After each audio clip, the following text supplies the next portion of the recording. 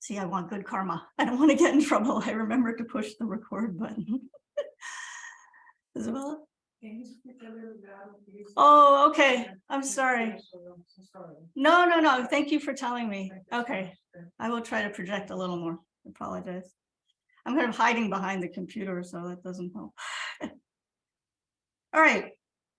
So as we set our motivation for learning more about the Dharma, learning more about ourselves and the way we think, part of that is to make a conscious effort to use whatever experiences we encounter during our daily lives as part of our spiritual path. And so being mindful that we are very much under the influence of our karma, right? The actions that we've created in the past, the actions that we're taking now and creating our future. So both karma as well as our mental afflictions, remembering that those are strong influences in our lives that makes us more careful in terms of choosing how we act, right? Guarding our minds, choosing how we act. And it helps us to, using our mindfulness or using our introspection to be aware of how we're controlled by our innate self-grasping and self-cherishing. So these are very much themes that come up during through the course of the Wheel of Sharp Weapons, right? So it's very much part of the Lojong or the mind training. Really, all of the Buddha's teachings is identifying self-cherishing and self-grasping. So while it's the case that we are born alone and we die alone during our short human lifespan, it's important to recognize and to rejoice in the fact that we have the support of our lamas, of our spiritual friends, right? The community of people who are sharing this path. And in that sense, you know, we do have the opportunity to be guided in an unmistaken way all the way to Buddhahood. And so with faith and concentration, conviction, and a lot of hard work, right? We can and we will all become Buddhas.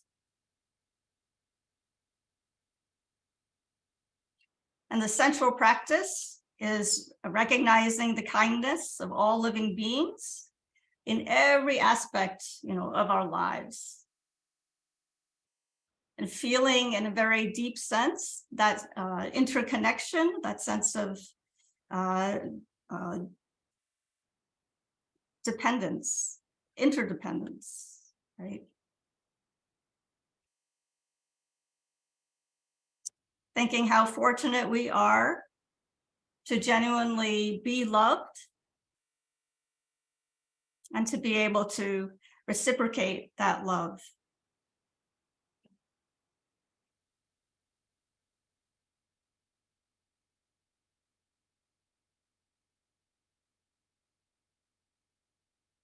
Think of how many people there are in the world who don't have that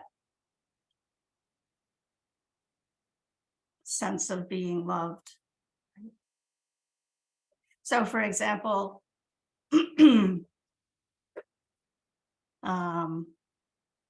have a friend who was a refugee from Tibet. He left Tibet at a very young age, and his mother died when he was only 5 years old. And he shared with me how in his life now, you know, he lives alone in India. He fled Tibet when he was, I think, only 7. And his mother had passed away even before he left.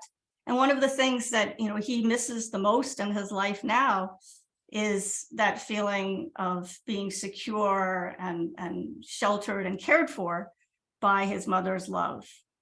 Even now, he's in his 30s now. You know, he's told me that he even, you know, prays to have the love of a mother in his next life.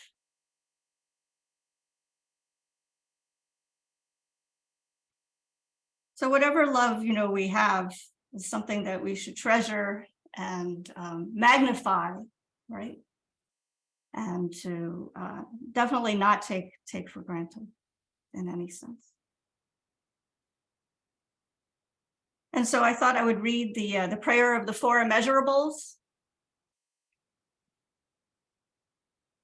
as a way of helping us, set our motivation for our prayers. Let me just hit the share screen button. See if this works.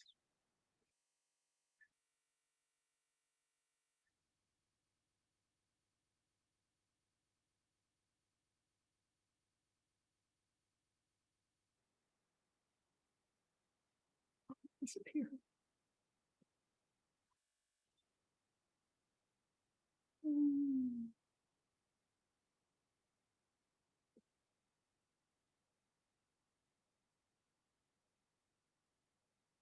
I have.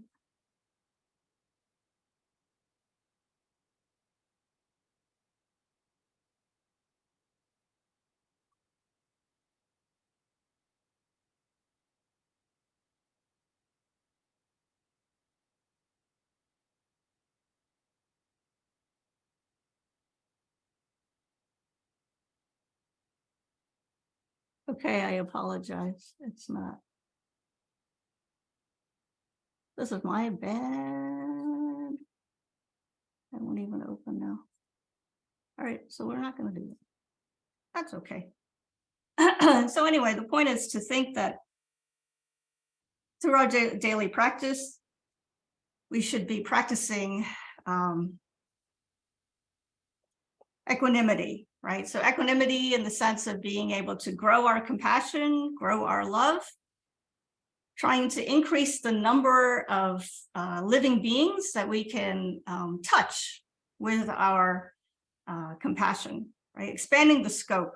And one of the things that, is most, I think, important in being able to do that is to really focus on forgiveness, right? And so if we can forgive those individuals for whom we may have had, a disagreement, when you think of the verses of the Wheel of Sharp Weapons, right, it's all about relationships.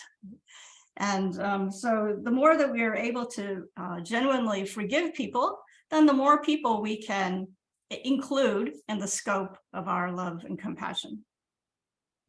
And so not wanting to die with regrets, right? Wanting to do everything that we can to have peaceful relationships with people, so there is no sense of regret when a loved one or someone whom we feel neutral to, etc. Even someone whom we don't feel close to right now, when they pass away, right? We don't want to later on say, oh my gosh, I wish that I had expressed, that feeling of forgiveness, right? I wish I'd said that. I wish I'd said I loved you. I wish I said, I'm sorry, or I forgive you. All of that, we have to repay those karmic debts, clarify those relationships, right now, right? Obviously you don't wait for somebody to be on their deathbed. You say all of that. But again, using our mindfulness, our introspection, being honest and genuine in our relationships can help us express those feelings. Right? And so the prayer of the four immeasurables, right? So it's immeasurable, generating immeasurable equanimity, immeasurable love, immeasurable compassion, immeasurable joy, right? So we can ask ourselves, is it really possible to generate those qualities? What does it mean to say immeasurable love, immeasurable compassion, right? All living beings. How can we do that, right? When we can't even have compassion for ourselves. So I think that's a valid question. And it's one that comes up very often. And there's a beautiful explanation in Geshe Wangyal's book. Geshe Wangyal, The Jeweled Staircase, is a collection of his essays on the Buddhist path. And he points out that compassion can be expanded limitlessly. And he gives a short response to the nihilist tradition, which asserts that all things, it's a materialist position, And it says they argue that no, compassion is limited, that we cannot generate limitless compassion. And they offer the analogy that it's like two things. The analogy of jumping very, very high. So high jumping, like the sport high jumping, or heating water. Those are the two analogies. So he says that, it's impossible to jump higher and higher and higher. We're always physically limited as to how high we can jump. And the same way with raising the temperature of water, you can only raise the temperature of water so far, and then it evaporates, right? So the response to that analogy is that, so Dharmakirti, who is the author of The Wheel of Sharp Weapons, so he replies that we could high jump, once with one huge effort, right? So let's say you're running, and you can jump 6 feet, right? So that's pretty good. But then the second time, you have to again make that same effort to get to 6 feet, right? And an even greater effort to get to 7 feet, right? So the point being that every time you need to make that same amount of effort. And so you're going to get exhausted, right? But the argument is that when you train in compassion, that's not the case. And that you can go, you can make an effort and grow your compassion, let's say this much. And then the second time when you grow your compassion, you don't have to make that same effort again, right? You're not going to get exhausted. Rather, you'll be able to just keep going. So that's a big difference, right? You don't require a new effort to produce a continuation of that earlier effort. It just builds on what you've done before. You don't have to do it all over again. And so, quote, you're able to produce many similar continuations on the basis of your previous effort. Thus, you can increase compassion limitlessly. And then the example of the water, I just thought this was really interesting. Water evaporates when it's heated, okay? So that's due to the instability of the water. So the nature of water is unstable. But in contrast, the mind, which has fully cultivated compassion, is one that is stable. And the continuation, so the nature of the mind, right? We talk about the clear knowing nature of the mind. That's the inner quality of the mind is clear knowing, right? Lucidity or clear knowing. And so since compassion is based on that clear light knowing nature of the mind, then it's stable and it never ceases, right? So in that sense, it's different from the nature of water, which is inherently unstable. Okay, so we have two reasons why compassion and the other measurable qualities, can be grown limitlessly. So the stable basis and independence from that renewed effort. So the point being that although, at times it may feel impossible to become, more compassionate, it may feel like, we're just going to burn out. In fact, that's not the case. And so by thinking about these arguments, by reflecting on this reasoning, then we gain the conviction that no matter that we can cultivate, love and compassion limitlessly. And the point is that the limiting factor, what prevents us, is actually the effort that we put into growing those qualities, right? So it's almost like saying, if you just try a little harder, don't give up, you can do this.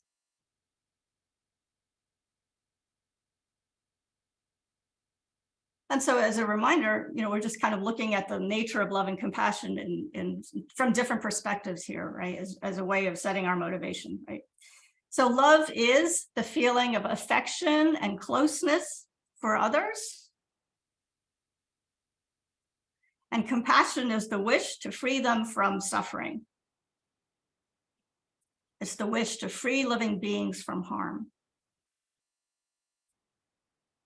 So it's important to note that, you know, in this sense, neither love nor compassion, we shouldn't confuse that with our tendency to feel, to mix, you know, the feeling of closeness for others, the feeling of wishing to protect others, with sort of like the sticky, syrupy, sugar-coated, you know, feeling of attachment. Okay, so I mean, there is a certain degree of attachment, but you know, if we're really going to be practicing love and compassion in the long run, then we need to be careful not to get, you know, stuck like a fly, you know, in a melted chocolate on the table or something, right? Because in that sense, you know, we are limited, we are unable to continue, right? So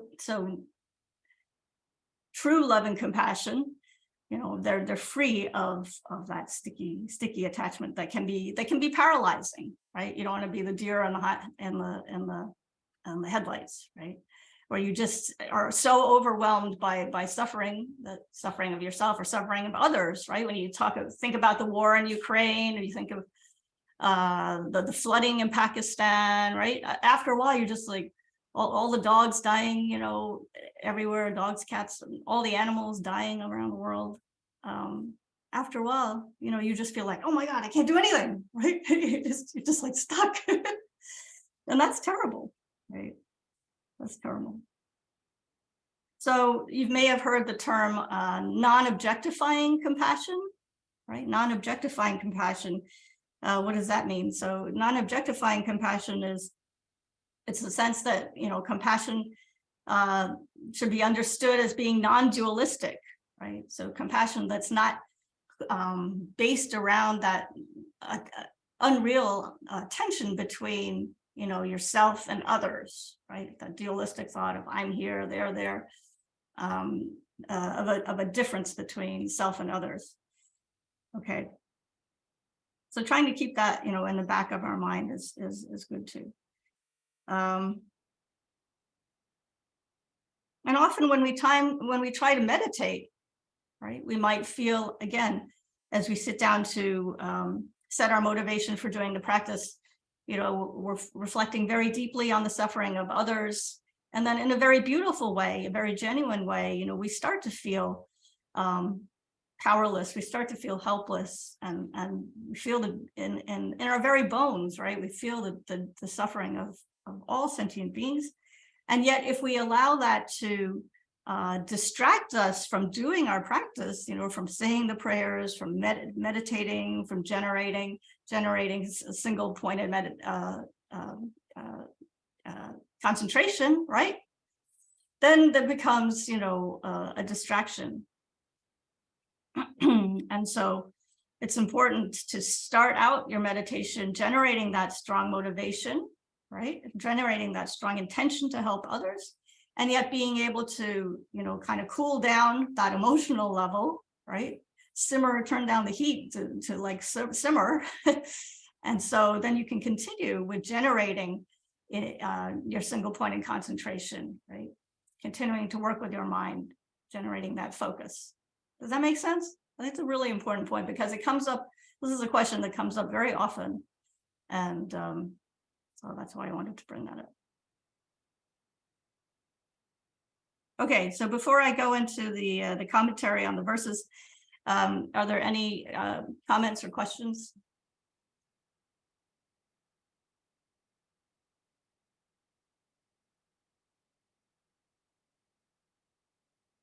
Anybody out there in La La Land online?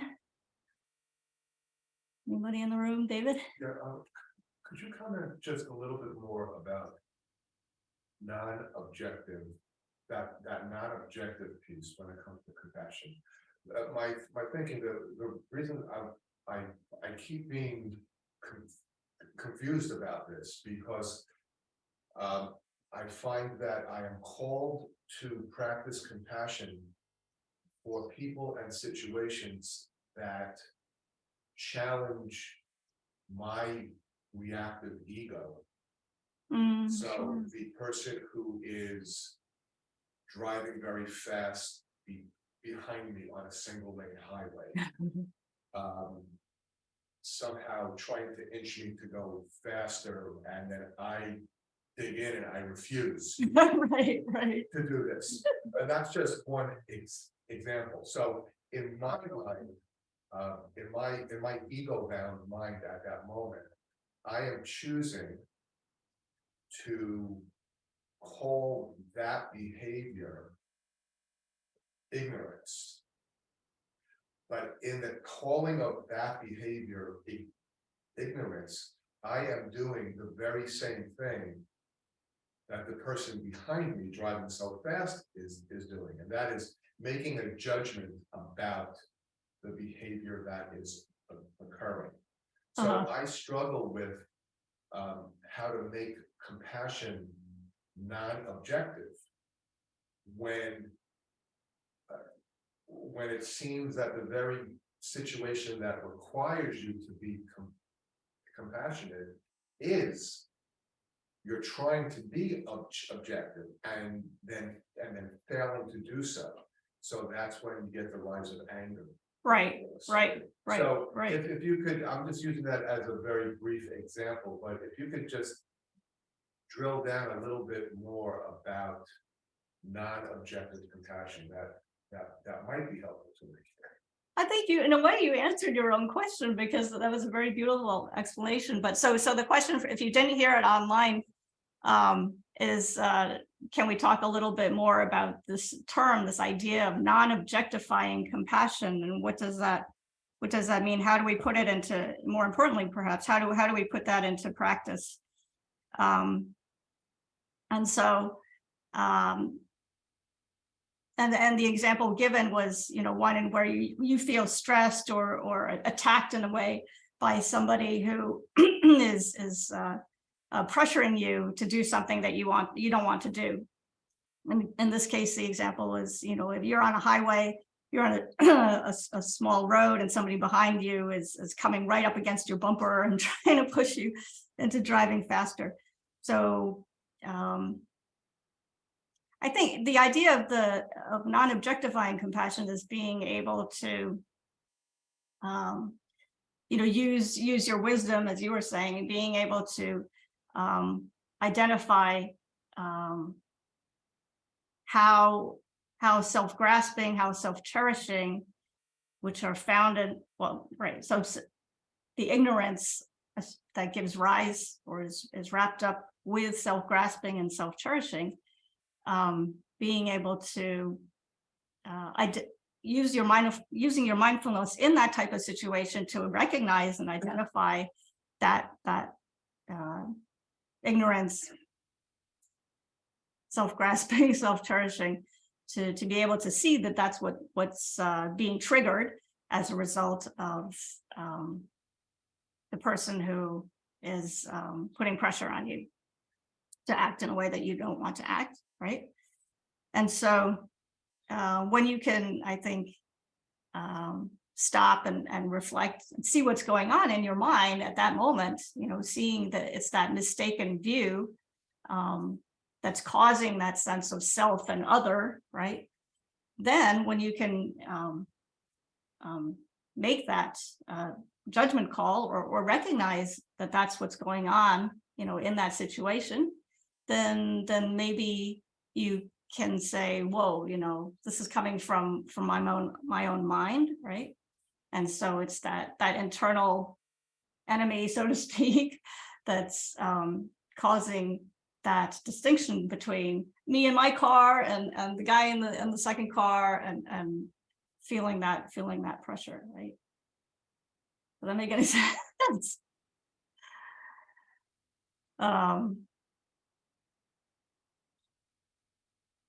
So recognizing the self-grasping and self-cherishing, right? That's the first step. Recognizing that the other person who's in a hurry also has that same self-grasping, self-cherishing. Recognizing that because of that, it's difficult to give rise to compassion, right? But in the process of making that, coming to that conclusion or recognizing the self-cherishing, that, in a sense, is what's needed to open the sense of compassion, right? Because you say, oh, here I am tied up in my own, ego trip. That guy's tied up in his own ego trip. Well, we're the same, right? So we're all the same. So what's the big deal? So then the compassion can arise.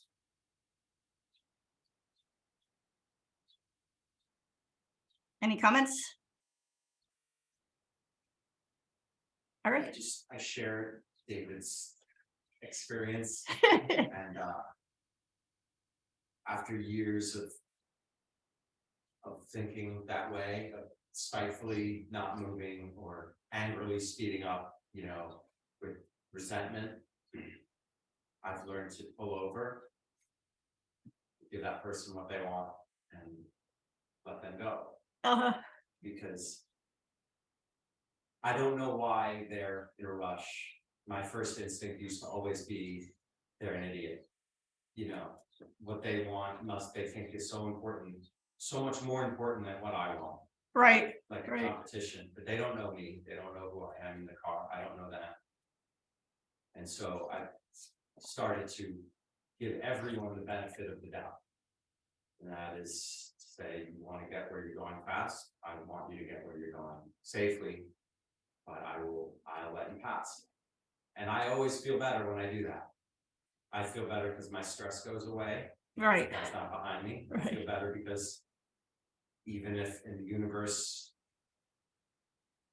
I've maybe not made a choice that will be beneficial to someone, I've at least given them what they think they want. So a moment of satisfaction for them without any skin off my nose. And I kind of know also what it is to rush and to have that. Now it's me. Be in the other situation. Yeah, you're late for the appointment. I really appreciate it when you pull over and don't just spitefully give me the finger and, because now there usually is a reason why I would be that pushy with someone. It used to be just anxiety, adrenaline. But now when I think of it, like you say, I try and eliminate my self-grasping and eliminate my ego and put myself in that person's shoes. It just makes my life easier. But I certainly remember, I know that feeling. Well, I'm working on that. Yeah. Or you can come up for little excuses for the other person, like, they got the wife is about to deliver a baby, in the back of the car, or you got to pee, rush to the bathroom, I got to get to the bathroom, whatever it is. It'd be more important that they get there. Yeah. Than I keep them from getting there. Right. You have to have a little bit of a sense of humor. Try to think of some funny reason why they're pushing you off the road. Yeah. They just go behind you and you keep and just like freaking out and run out of the way. It is applicable to It's everyone. a little different, isn't it? Actually? Oh yeah. I'm very linear when car taking her. It's a risk on a truck. It's bullying you. A big truck on the highway. Yeah. Miracle had to happen. Yeah. Yeah.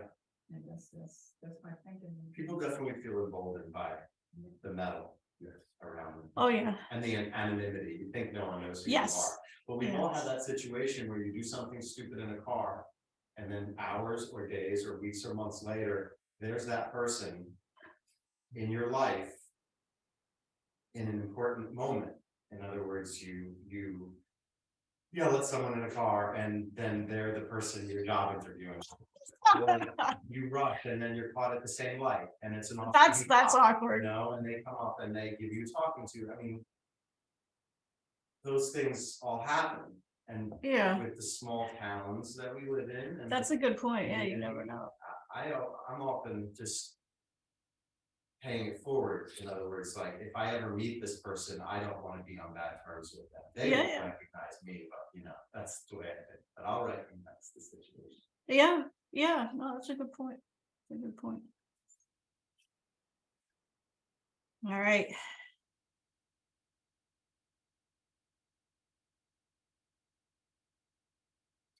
Okay, so I'm going to go back to the text, and we're going to run talk about verses 49, 50, and 51. That's the plan. And then after that, I've got some more comments on other random subjects. And that will, yeah, other random subjects. I wanted to talk a little bit about karma and social justice because of the upcoming election. And I wanted to close with some dedication verses from Nagarjuna's Precious Garland. So I'm not sure we'll have time to do all of this, but that's okay. The most important part is the verses, so that's why I'm doing that now. So I don't run out of time.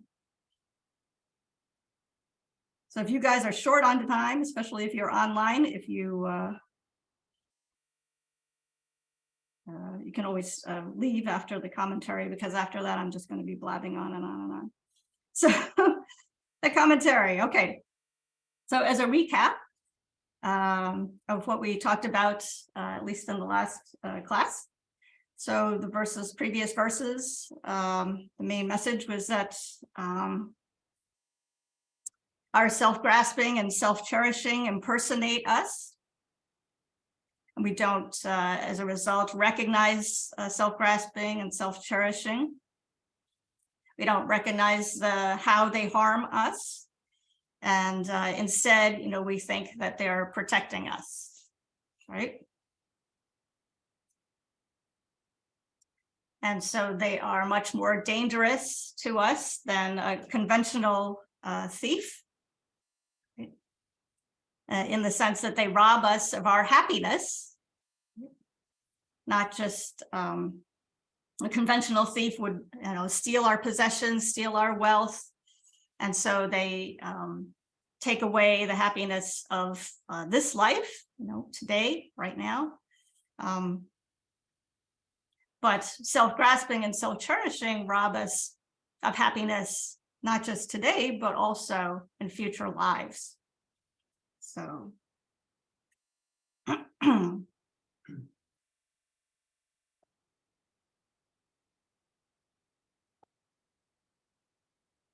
right. I'm trying to bring up the text. I think this computer is very slow today. Like maybe it didn't have enough coffee because clicking on the open the file button is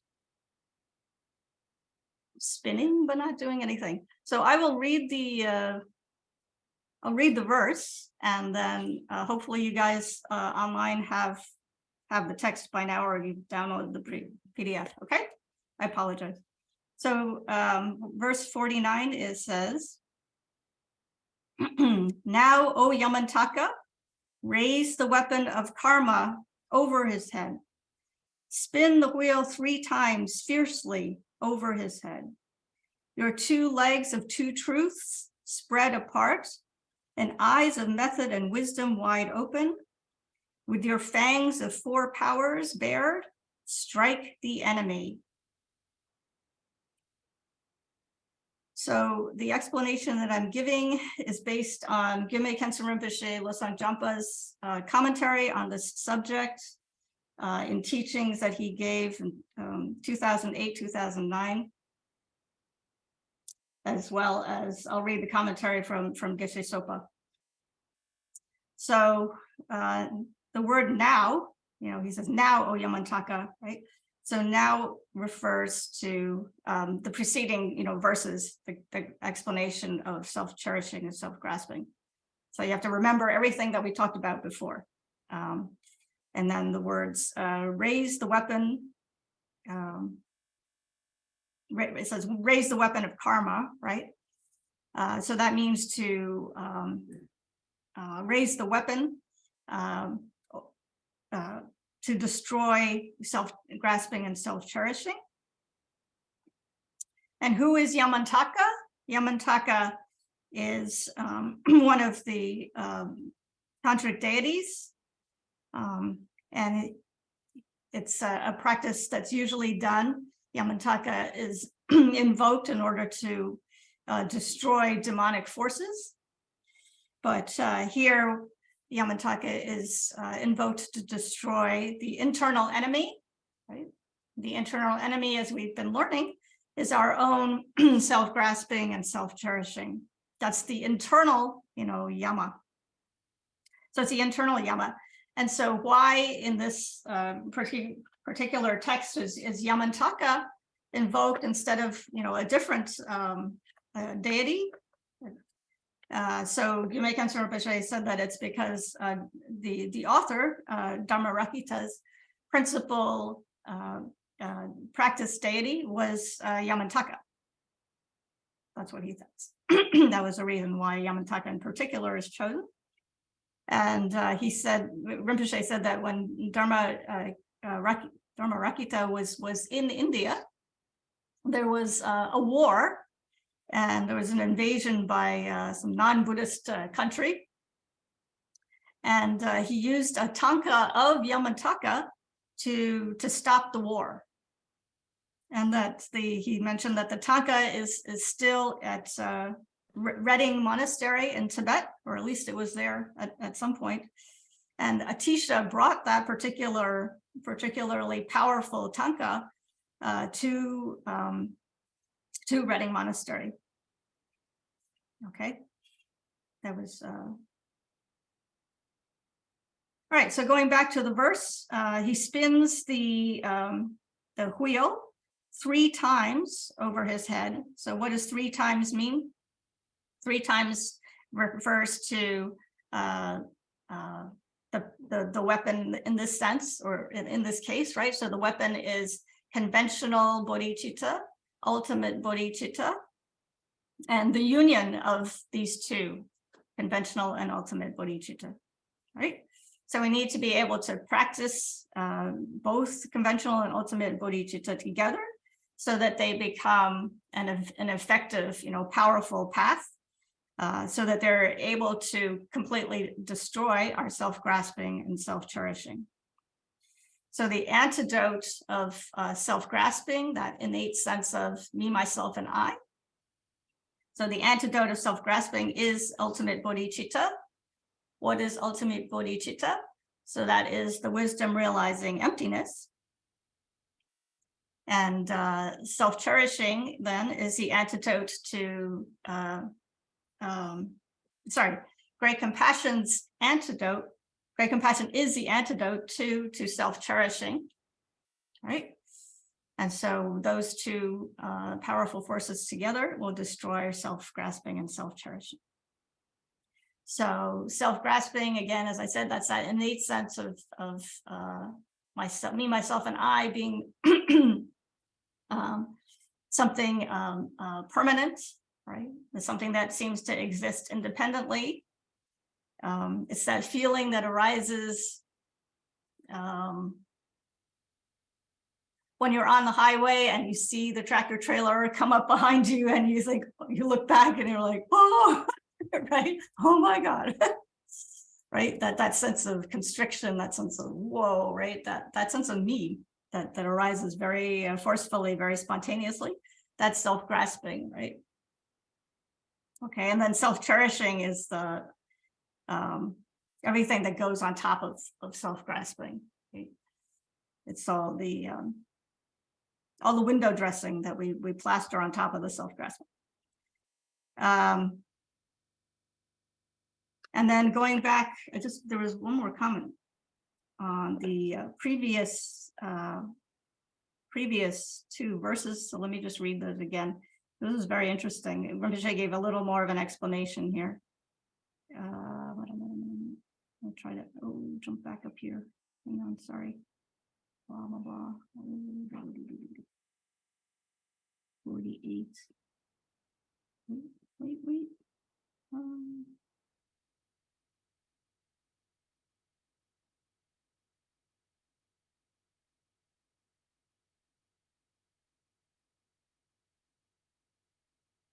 Okay, so it was verses 45 and 46. So in brief, when calamities befall me like bolts of lightning, it's the weapon of evil karma turning upon me, just like the ironsmith who is slain by his own sword.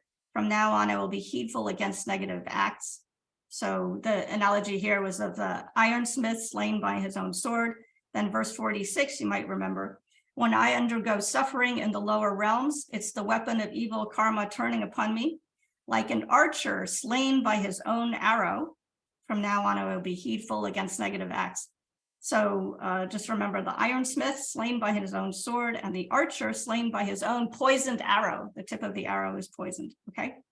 And so Rinpoche said, what's the meaning behind the ironsmith or blacksmith and the Fletcher, the guy who made the arrow? Rinpoche said that the blacksmith and the Fletcher analogies also refer to ultimate and conventional bodhicitta.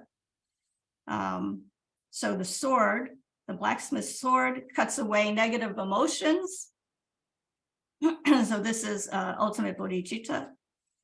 And then the archer's arrow is a conventional bodhicitta, which destroys self-cherishing, okay? And so to penetrate the heart of self-cherishing, me, myself, I being the greatest in the universe, right? To penetrate very deeply that heart of self-cherishing, we need the arrow-like conventional bodhicitta. It needs to be able to hit the target accurately.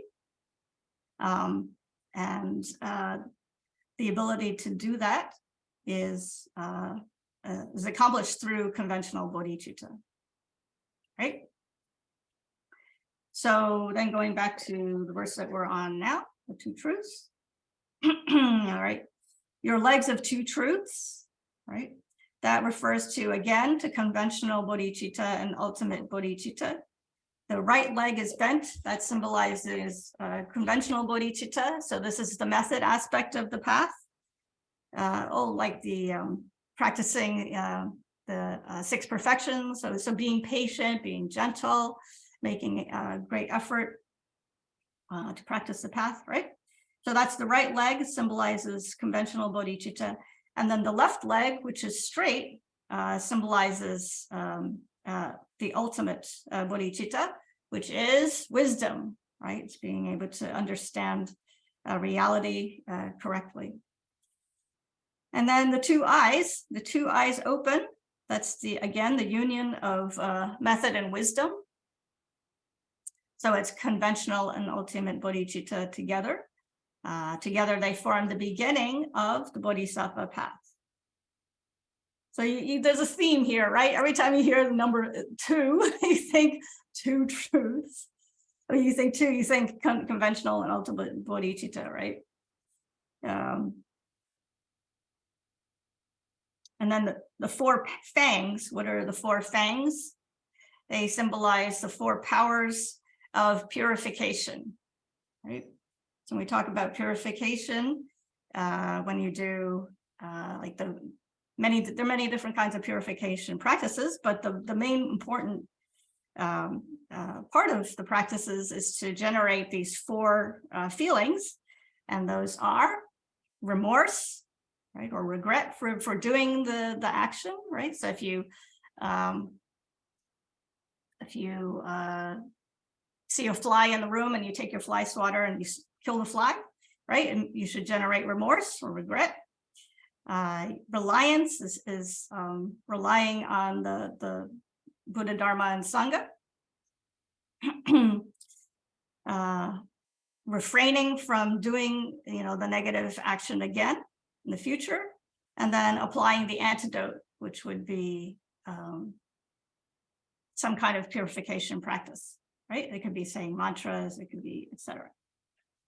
So those are the 4 fangs. They symbolize the 4 powers of purification. And all of this is invoked to, again, to be able to strike at the heart of self-cherishing and self-grasping. Okay.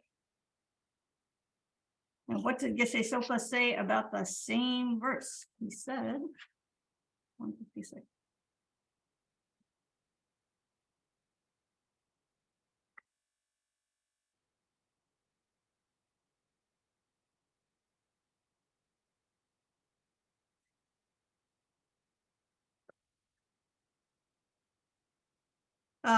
He says, you should think, O mighty Lord Yamantaka, Please help me. You are the Lord over death and the perfect wisdom that can eliminate my inner enemies. You are the knower of the two truths, the destroyer of ignorance. Please attack my view of a real personal identity and self-cherishing attitude. Kill them, destroy them, stamp them out. Help me get rid of the two enemies that have been plaguing me since time began. Please replace these two demons with the two bodhicittas.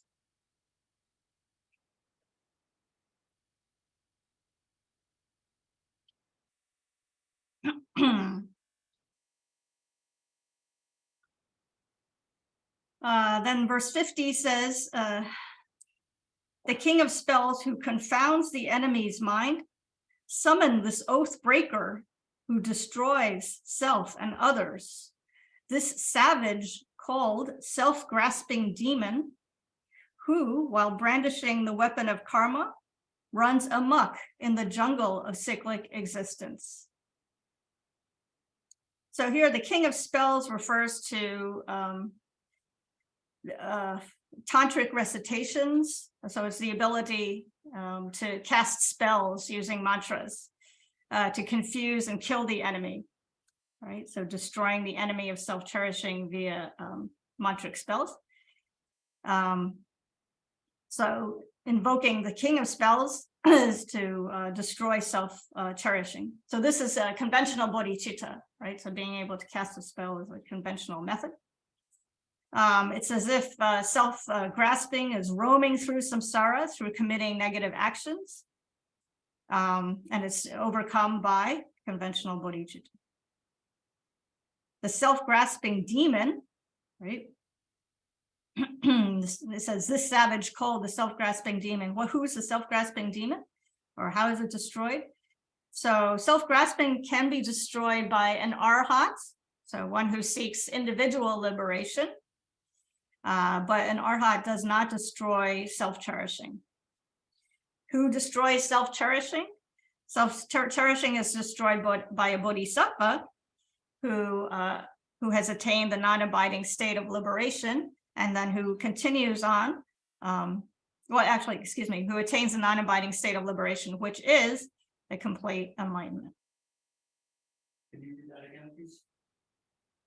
Self-cherishing is destroyed by a bodhisattva who attains the non-abiding state of liberation, nirvana, which is complete enlightenment. But it is not. An arhat is incapable of destroying self-cherishing. Yeah, so apparently an arhat is somebody who just focuses on individual liberation, right? So they're primarily concerned with liberating themselves.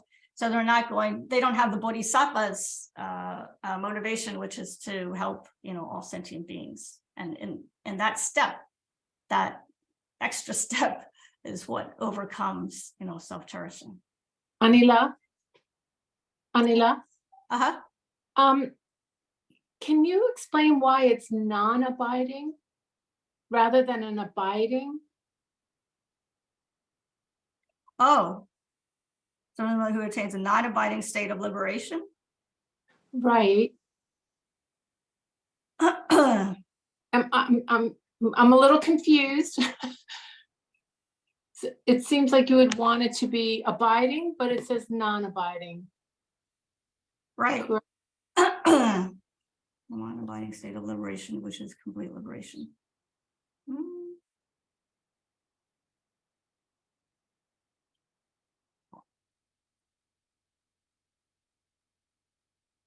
Non-abiding. So we talk about non-abiding nirvana, right? Non-abiding nirvana. Maybe it's the idea that you don't get stuck in nirvana, right? Because so if you're an arhat, right, then the idea is you attain nirvana, you attain liberation, and then it ceases, right? That then there's nothing past the state of nirvana. Whereas if you're following the Mahayana path, right? If you're a bodhisattva, then you need to keep going, right? You need to keep going all the way to Buddhahood for the benefit of all sentient beings. I believe that's what it is. Okay, thank you. Good question. Was that your question, Eric? Similar? Similar, yeah, so, and our hat is focused on Vinayana, is that how it's pronounced? As opposed to Mahayana, which No. is, go ahead, sorry. So the Vinaya, is that what you were thinking? Vinaya, that would apply to, all the traditions. That's like the monastic, well, not even just monastic, but the ethical conduct associated with, like the vows and stuff, moral conduct, The what? moral conduct, Right, in this ethical life. conduct. It's more of Yeah, enlightenment yeah. for my own liberation philosophy rather than, again, bodhisattva for the benefit of all sentient beings. So that would be like the Pali tradition or the Theravada or the Hinayana Okay, tradition. I'm sorry, that's what I was mistaking that as. Okay, thank Yeah. you. Thank you. Okay. All right, so going back to this verse. Okay, so self-grasping and self-cherishing, how do they work? What are the results of having this self-grasping, self-cherishing, having this internal enemy? They propel the accumulation of negative karma, or they cause the accumulation of negative karma. So we can think of, so the analogy that's given is somebody who is running around with the weapon of karma in the jungle of cyclic existence. And that refers to every realm of cyclic existence. So for all the way from the very lowest of the lower realms, all the way to the peak of the highest realms of existence, right? All aspect of cyclic existence is then terrorized by self-grasping and self-cherishing, running around with this weapon of karma, particularly the weapon of negative karma, right? So, we need to be able to put an end to the crazy guy running around with the weapon of karma. How do we do that? So that's why we invoke Yamantaka to come and engage in battle, right? We're summoning Yamantaka to put an end to stop self-cherishing, self-grasping and self-cherishing. They're so dangerous because they cause us to break our commitment to cherish others. They cause us to break our commitment not to harm others. So self-grasping and self-cherishing in that sense, are extremely dangerous. They destroy our happiness and well-being, and cause us to likewise harm and cause suffering for others, right? Because we harm others while we're trying to make ourselves happy. While we're pursuing selfish goals, then indirectly or directly, we also cause others around us to suffer, right? And so the true enemy is this internal enemy. It's our own self-grasping, self-cherishing ego. Any comments on that verse before we move on to the next verse?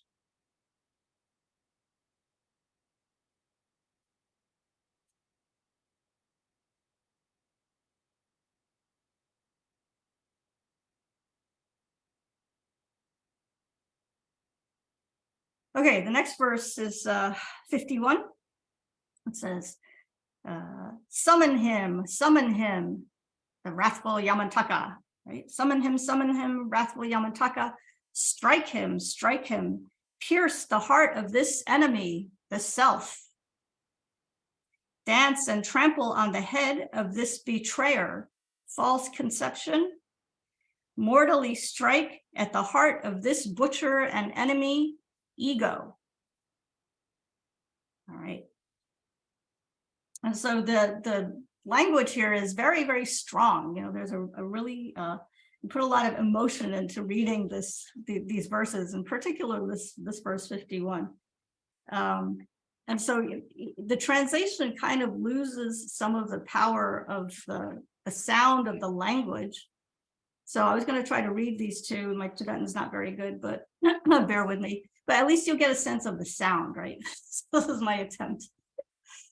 So the previous verse is, make sure I'm reading the right verses. Yeah, okay. So the previous one was Kukchik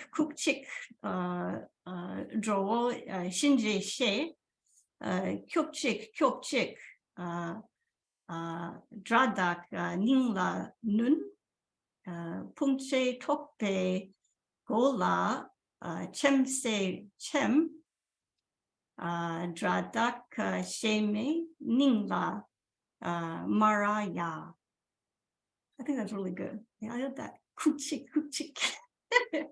That's beautiful, really beautiful. Then the next verse is home, idam chempo zutro ke za drao dini damla tok pe chingwa tamche drel du so shik zimpe dupa chedu so. Okay. So you have the repetition of those syllables. Home, za, pe, shik. Okay. For those of you who are doing the Yamantaka practice, some of that might kind of come back to you, right? Okay. So what does the verse mean? Summon him. What does that mean? So it's mentioned twice. We're calling on Yamantaka. Because again, whenever you hear the number 2, it refers to both conventional and ultimate bodhicitta. So we're summoning him through conventional, appealing to, invoking conventional and ultimate bodhicitta as the antidotes. Strike him. So the first strike him is the ultimate bodhicitta, which destroys self-grasping, right? The second strike him is conventional bodhicitta, which destroys self-cherishing. So dance and trample on the false conceptions of self-grasping and self-cherishing. Okay, so the enemy here, again, enemy is self-grasping. Go back up to the verse. I'll just read it one more time. The king of spells who confounds the enemy's mind. Wait, am I writing the wrong? Nope, excuse me. Summon him, wrathful Yamantaka, strike him, pierce the heart of this enemy, the self. Okay, the enemy is the self. Dance and trample on the head of this betrayer, false conception. Mortally strike at the heart of the butcher and enemy ego. Okay, butcher and enemy. So here the butcher is self-cherishing. The enemy is self-grasping. Is that right? Oh, that's a typo. Okay, so the enemy self-grasping is what propels the butcher self-cherishing to commit negative actions. So again, the important point is to understand the relationship between the two. So self-grasping is what propels self-cherishing to engage in negative actions. Okay.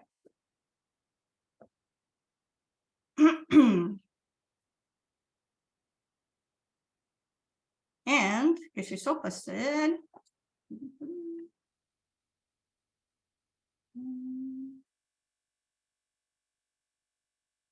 so he says these two verses are similar.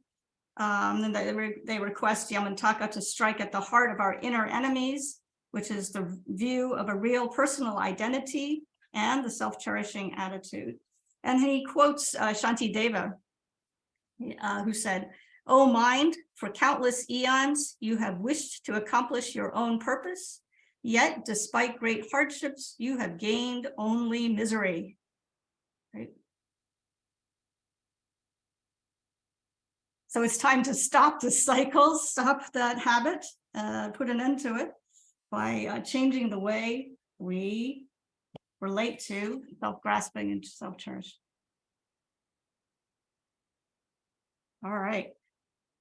So that's really the heart of today's presentation.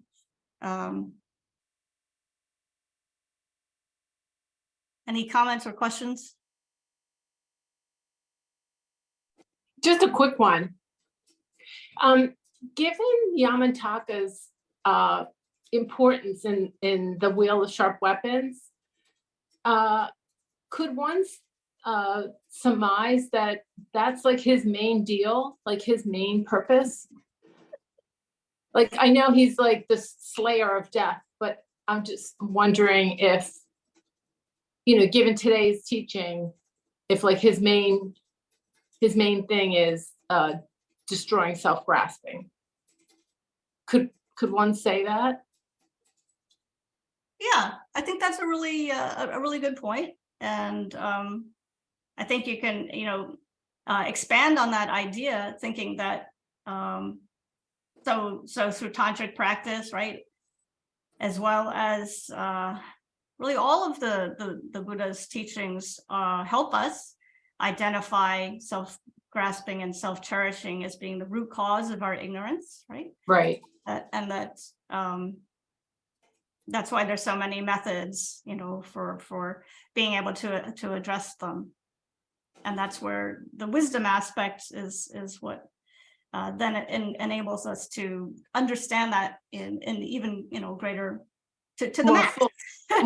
More fully. Yeah, Yeah, absolutely. Right? This Yamataka business is all new to me, and he's such a crazy badass, you know? So I was just wondering, you know, since self-grasping is such a sticky wicket, you know, I was just kind of curious if that was like his main deal. Okay. Yeah. No, everybody. I mean, all the tantric deities or all of them. Yeah. Okay.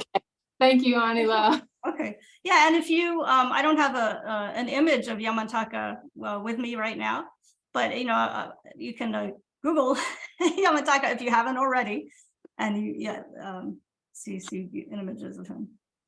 I have one more question. Sorry. Sure, Louisa, go ahead. You mentioned a book, a quote from a book from Geshe Wango. Oh yeah. The Jewel Stairs. Could you just repeat that, please? I'm sorry. Repeat the quote. No. Title of the book. The source. Oh yeah. So it's called The Jeweled Staircase, and it was written by Geshe Wangyal, who was one of the first Geshes to come to America. Right. And it's published by Snow Lion Publications in 1986. Thank you very much. Yeah, it's a beautiful collection of, it's like a short Lamrim teaching, but there's a lot in a short book. I always go back to that one. Any other questions or comments before I go into my random subjects? We only have like 20 minutes left. So, okay. All right, so I wanted to go back a little bit to this idea of Dharma light, which we talked about in the last class. What I was trying to say was, you know, so for us as Westerners, then it's harder to generate, you know, faith and conviction in the Buddhist path when it's difficult to develop a close relationship with, you know, first of all, well, the idea of Buddhas and Bodhisattvas, right? It's very new to us. So,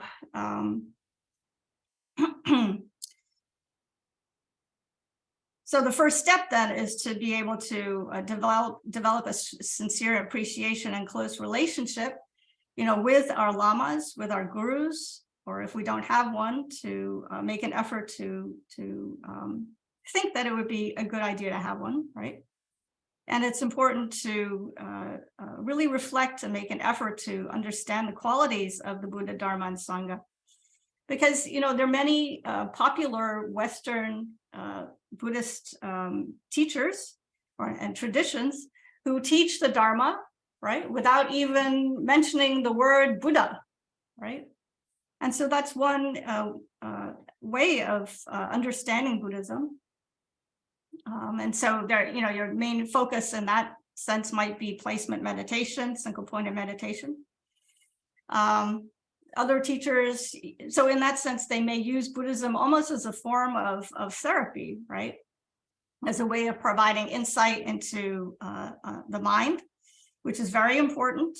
It's very important to be able to use the teaching skillfully to help us regain emotional balance, to be able to, find peace, right? All of that comes together as a result of studying Buddhism. And you can do that to a certain extent, again, without even talking about the Buddha, the Dharma, and the Sangha, right? You just kind of distill the essence of the teachings down.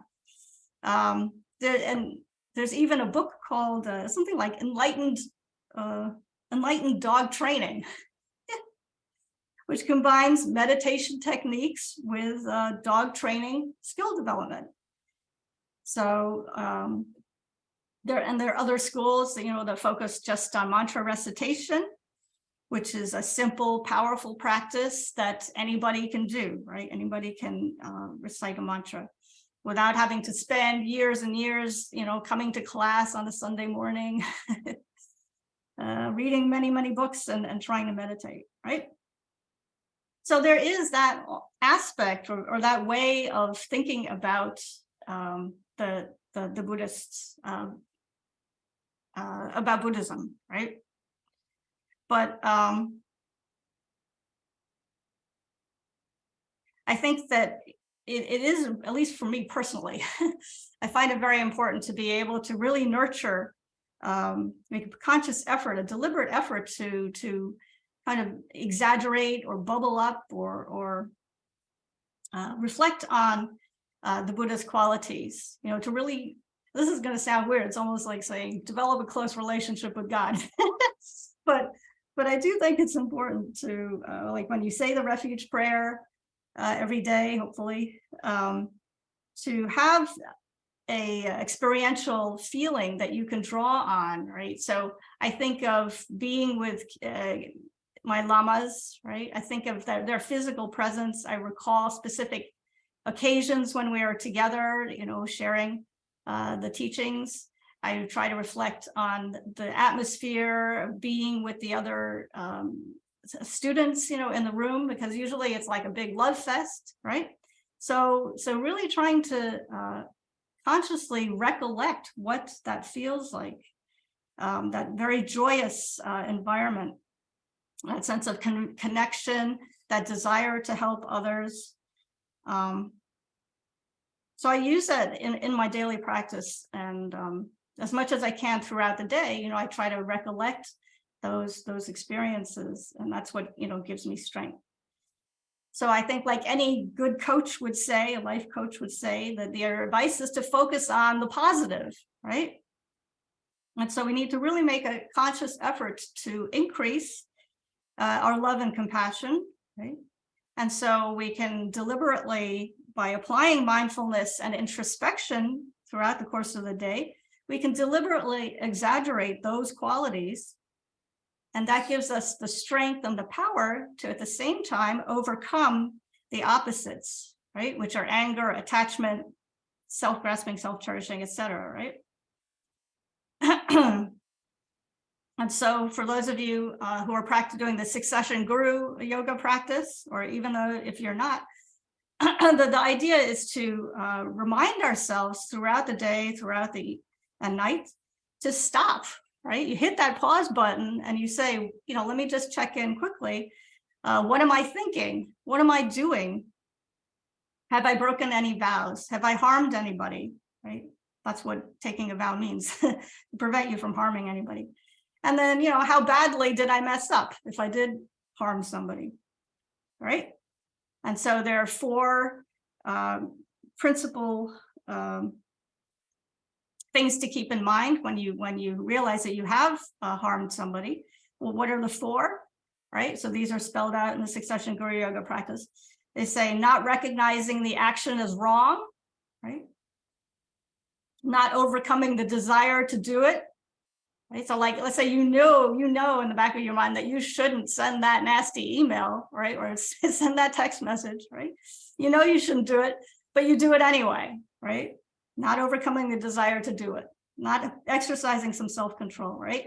And then even worse, doing it happily and with satisfaction, right? You're like, yeah, I did it, right? And then you just copy it and forward it to all your friends, etc.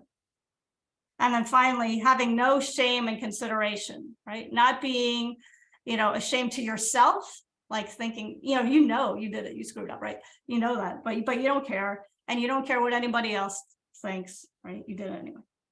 Okay. So throughout the course of the day, trying to just hit the pause button and reflect on what you've done. And if you did do something, that harmed somebody else, then again, engaging in some purification, saying sorry, whatever. All of that is so important. All right. Oh boy.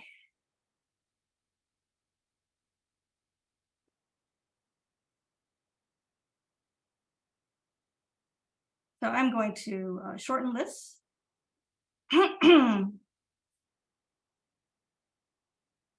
Mm. 15. Oh, not good, not good. All right, so I will just talk a little bit about the idea of karma and social justice. So maybe some other time, if anyone's interested, we can talk about this a little bit in greater depth. But so with the midterm elections coming up, that's why I started thinking about this again. Let's look at the idea of karma as a way of helping us think through, social change, right? So karma has been used, particularly in Buddhist Asian countries, as a means of justifying oppression against minorities, against women, against the poor. And it's used as a way of blaming people for their current situation, so some people might say, oh, it's your karma to be abused. It's your karma to be homeless, etc. So it's used to justify social inequities and the existing power structure. And so there's a really interesting book. Well, I thought it was interesting, called Rethinking Karma, the Dharma of Social Justice. And it was edited, it's a collection of essays. It was edited by Jonathan Watts. And within, so it covers a wide range of social issues, particularly in Asian countries. But there's one essay about written by an American veteran and how he thinks through karma and his experience as a soldier. And so I just to focus on one issue, which is domestic violence. There is a very excellent essay by a Thai scholar. She was a feminist and Buddhist. Her name is something like, because I can't pronounce it, Oiporn Konkau. Okay, she wrote an essay called Buddhism and Domestic Violence, using the Four Noble Truths to deconstruct and liberate women's karma. And so her main point is that violence against women, or domestic violence, is the result of it's a result of collective or structural, what she calls structural karma. So it's structural violence that manifests in terms of individual lives so structural violence that then is seen or exhibited in terms of at the individual level. Okay. And so it's incorrect to think of what's happening to someone or happening to yourself. In her case, she was the victim of terrible domestic violence. Her father was extremely abusive to her and her mother and her siblings. It's, you know, it's incorrect to blame the individual without seeing the overall societal context and structures that are causing the suffering. So we have to be very careful, right? Because on the one hand, we're teaching karma. We're saying, oh, well, you know, whatever happens to us is a result of, you know, past actions and negative actions that we ourselves have done, right? But at this, you know, you're not going to. It's not like it can't be used to blame somebody for that. That's not helpful. That's not helpful to say to somebody, you know, you're in an abusive relationship because of something that you did in the past. that's just incorrect. It's not helpful, and it doesn't open the door for change, you know, in the future, right? And so all the lamas that would say that the way you use karma effectively is looking forward, right? It's a reminding us to be careful of our actions of body and speech and mind, so that we can change them in such a way that we don't repeat the past, but rather we create a better future, right? All right. The concept of karma, as you're talking about it, as problematic in blaming someone for their karma. Half of this is talking it out, but half of it is asking you if it's correct. The stream of consciousness or of existence that we talk about when we talk about karma. I'm in my next life, should I have one, I'm not going to know of this life. I'm not going to have the identity that I have now. Right. Nor may be oblivious to the fact that I ever stepped foot on the path. Right. Right. So when you talk about blaming someone for karma, that is incredibly wrong in the sense that it's not the person Per it's se. not this human Right. that you're blaming. You're blaming an uncontrollable stream of consciousness that has existed forever. And Right. this is simply the manifestation. So the way I see it, that's almost grounds for more compassion. I mean, Right. the person, the human, had nothing to do with the situation, because the you that we're talking about has only manifested recently. Yeah. You Yeah. can't That's a good way say to put you it. were in control of your actions 50,000 years ago as a hermit crab. Am I right? I mean, it should Yeah, be in a a source of sense, compassion rather than blame. Yeah. Right. So what continues from lifetime to lifetime, as you said, is that extremely subtle mental consciousness. And so I'm just partly repeating this also for the people online in case you couldn't hear. So the manifestation of, you know, me, Lobsang Tendro now, is the culmination of causes and conditions created by somebody else in a previous lifetime, right? So you can't really say that Lobsang Tendro per se, you know, in my previous lifetime, it is not exactly the same as the person I am now. Rather, it's just that very subtle mental continuum that carries the karmic imprints from lifetime to lifetime. So why blame somebody? You know, why blame me? Because I, as an individual per se, you know, I wasn't there, right? So it's a greater cause for compassion. It's like almost teaching a child a lesson of, let's say, touching a fire, right? It's not their fault they touched the fire, but you can use it as an opportunity to show them, see, this is what happens when you touch the fire, rather than blaming them. You stupid kid, you burned yourself, rather than understanding that before the event, they were ignorant of their actions. Now they felt the consequences of their actions. So moving forward, they can adjust them to bring less negative karma upon themselves, both in this life and in future lives. Yeah, that's good. Isabella? Yes, I've had a first time I came with karma and I asked the person what's karma.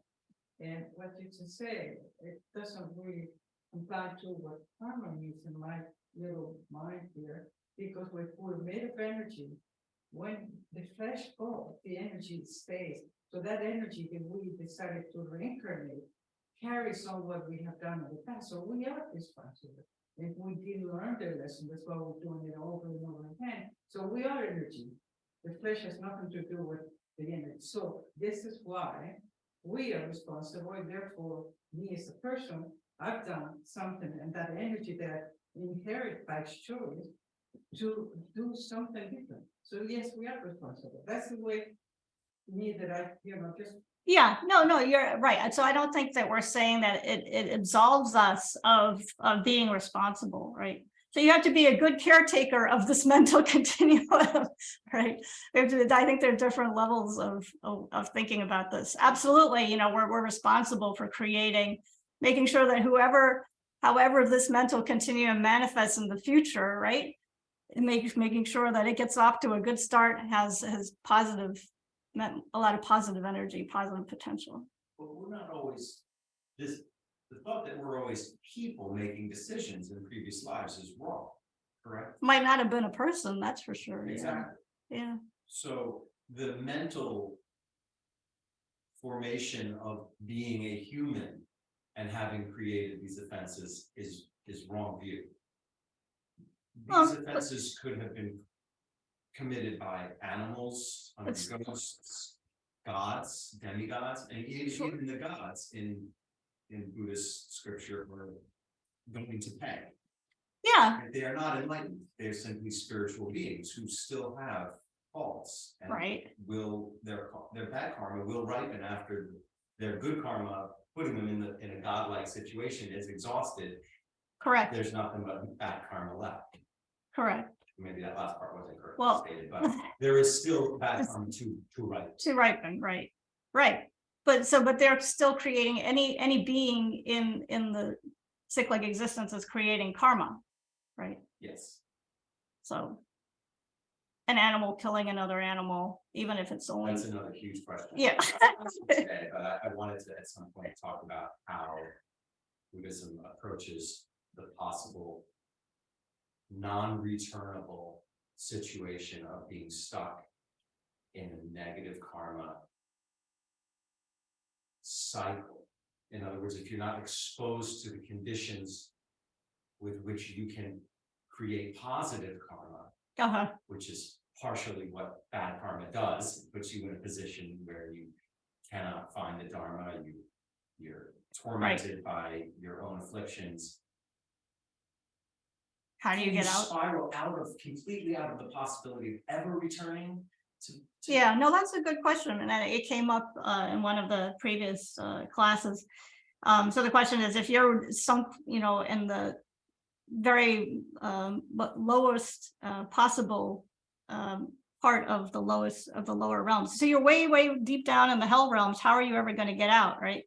So I think the idea, though, is that eventually, even though you can't have access to the teachings, eventually there's somewhere in there's that tiny, tiny seed of positive karma. And when all of the negative karma has been exhausted, then you will indeed, come up to a different realm. So it's about the exhaustion of negative karma. Right. Has a limit. Although you're continuing to create bad karma if you're an animal, if you're a carnivorous animal. No, not necessarily. They create good karma too. You got to watch more Facebook videos, more YouTube. But a carnivorous animal is continuously killing, and despite the kernel of compassion that it might have toward its own offspring, or even I have the opportunity to kill this and I'm not because I'm not hungry. Like that would be a moment of positive karma. Absolutely.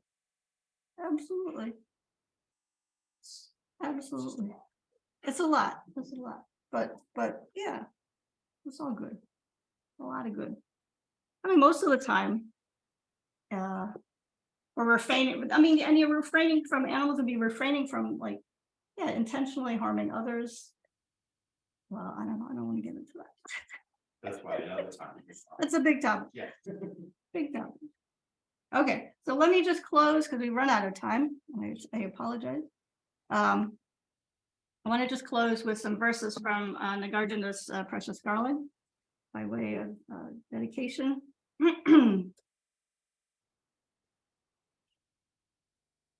Through the merit of having done thus, and through the merit that I did earlier and will do, may all sentient beings aspire to the highest enlightenment.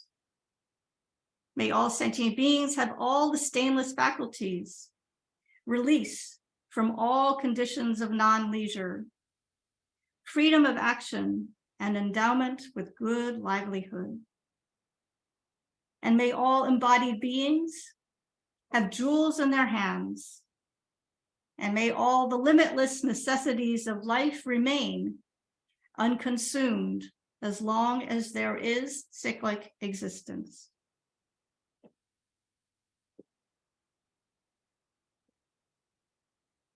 May embodied beings have a pleasant complexion, good physique, great splendor, a pleasing appearance, freedom from disease, strength, and long life. May all be skilled in the means to extinguish suffering and have liberation from all suffering, inclination to the three jewels and the great wealth of Buddha's doctrine. May they be adorned with love, compassion, joy, even-mindedness, devoid of the afflictive emotions, giving, ethics, patience, effort, concentration, and wisdom. Complete the two collections of merit and wisdom. May they have the brilliant marks and beautiful features, and may they cross without interruption the 10 inconceivable crowns.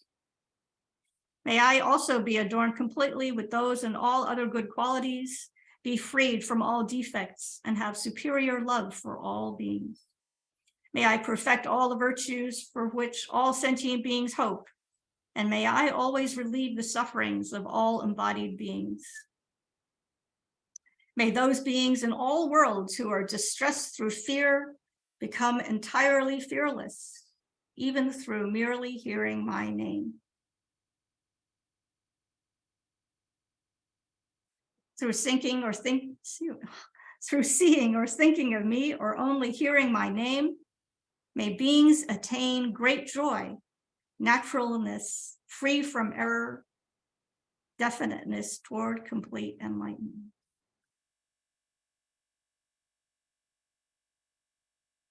May I always, without harm, simultaneously stop all beings in all worlds who wish to commit ill deeds.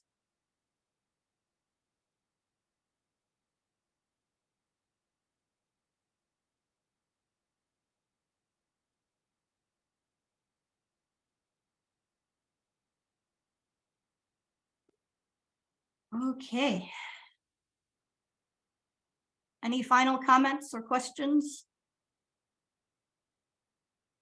Just to thank you. Yeah, I was just gonna say the same thing. Thank you so much. Oh, thank you, Janet. Thank you, Louisa. I'm sorry I didn't quite run through everything, but that's okay. All right. Well, thank you for coming, and I hope you enjoy the rest of your Sunday. Take care. You too. Thanks, Johnny. Bye all. Bye-bye.